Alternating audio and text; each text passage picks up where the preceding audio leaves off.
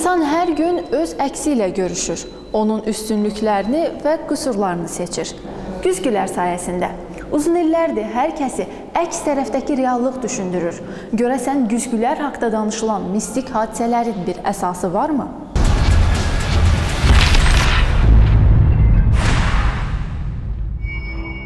Güzgü ilə bağlı dolaşan sirlərin tarixi elə onun yaşı qədərdir. 7000 il öncə insanlar müxtəlif qiymətli metalların və vulkanik daş obsidianın hamar səthində özlərinə tamaşa edirdilər. Antik güzgülərdə rəngi və formanı dəqiq seçmək mümkün deyildi. Yalnız 1270-ci ildə insanlar şüşəni nazik qurğuşun qatı ilə örtməyi öyrəndilər. 14-cü əsrdə ilk güzgülər Venesiyada düzəldilib, amma bunu hamı bilmir ki, ilk güzgülər Venesiyada heç də məişət məqsədləri üçün yox, zərgərlik məmulatları üçün istifadə edilirdi. Qadınlar sırğalar taxırlar, boyunbağı taxırdılar, biləkçik taxırdılar. Venesiyalılar uzun müddət güzgü hazırlama texnologiyasını gizli saxlamağa müvəffəq olublar. Yalnız böyük güzgü həvəskarı olan Fransa kralı 14-cü Ludovikin zamanında bu sirlər açılaraq sözügedən əşyanın qiymətini dəfələrlə aşağı saldı. Beləliklə, güzgü sadə insanların da istifadə edə biləcəyi bir məhsula çevrildi.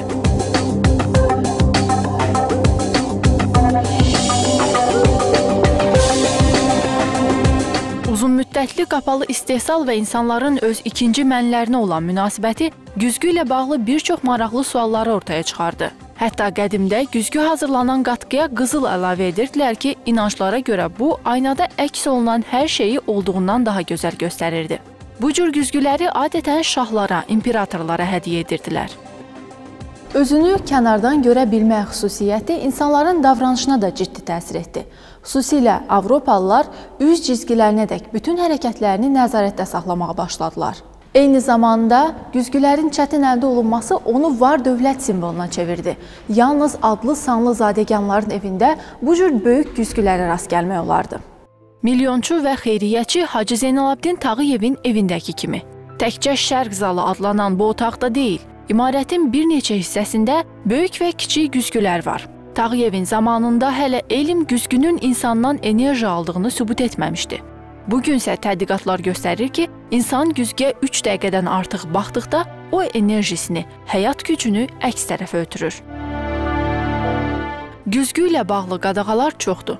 Məsələn, bəziləri yataq otağında bu əşyanın olmasına mənfi yanaşır. Feng Shui adlı şərq təliminə görə yataq güzgüdə əks olunarsa, gecə atdığınız yorğunluq gündüz yenə də sizə qayıdacaq. Digər bir inanca görə isə, insan yatarkən ruhu bədənindən ayrılır. Bu zaman ruh güzgüyə keçə bilər və o aləmdən geriyə qayıda bilməz. Bəs görəsən kimsə ölərkən evdə niyə güzgülər bağlı tutulur? Stresdə olan insan nəsə görə bilər güzgünün vasitəsilə.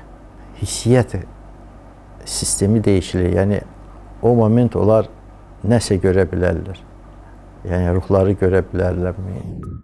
Güzgü ilə bağlı ayinlər bir çox dinlərdə var.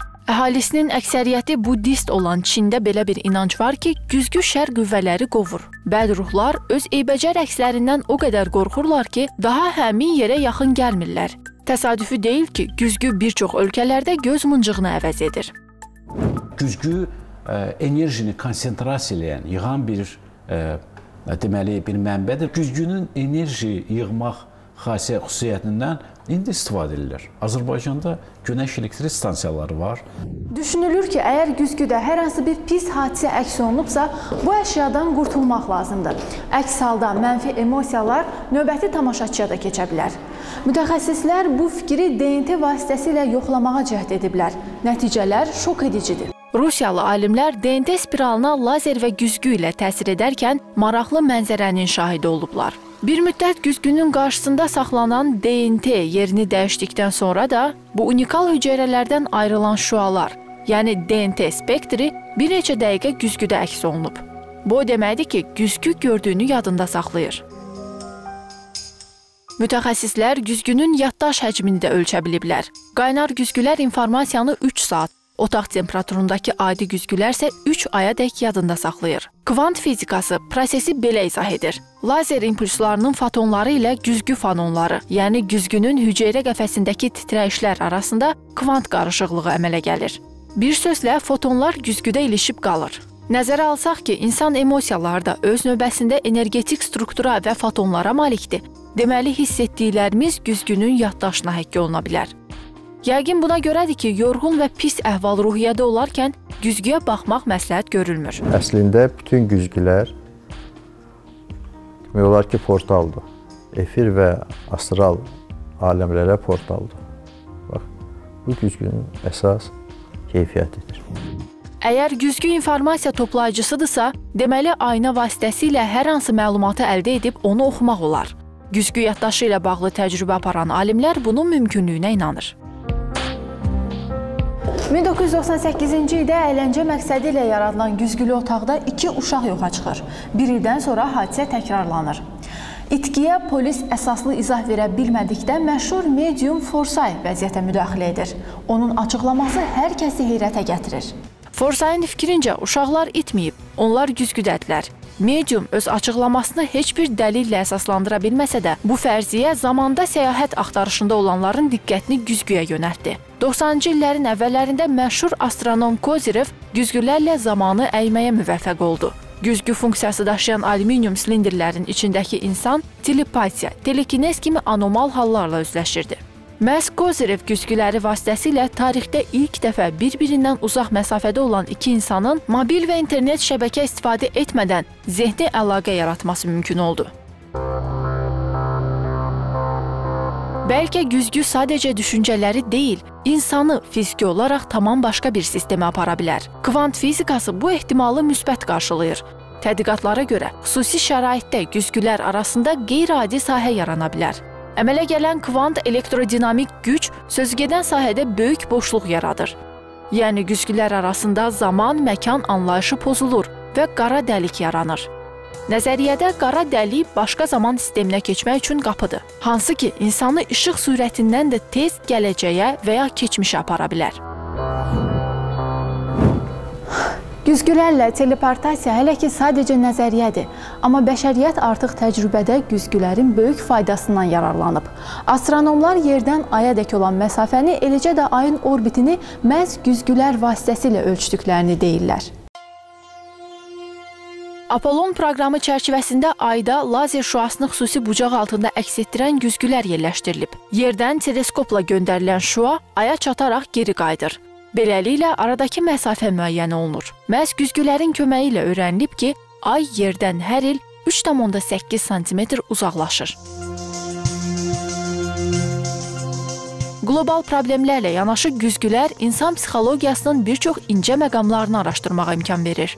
Uşaqlar yalnız həyatlarının 24-cü həftəsində özünü güzgüdə tanımağa başlayırlar. Özünü identifikasiyanı yoxlamaq üçün insanın üzünə ləkə qoyulur. Güzgüyə baxan şəxs özünü tanıyırsa, avtomatik olaraq bu ləkəni silməyə başlayır. Heyvanlarsa güzgü qarşısında bəzənməyə çalışmasalar da bəziləri özlərini tanıya bilir. Məsələn, fillər güzgüyə baxdıqda bir hərəkəti bir neçə dəfə təkrarlayırlar. Qorillalar isə üzlərindəki ləkəni güzgüyə baxan anda deyil, tək olduqları anda təmizləməyə çalışırlar. Eyni zamanda şimpanze, orangutan, delfin və Avropa qırğıları da özlərini güzgüdə tanıya bilir.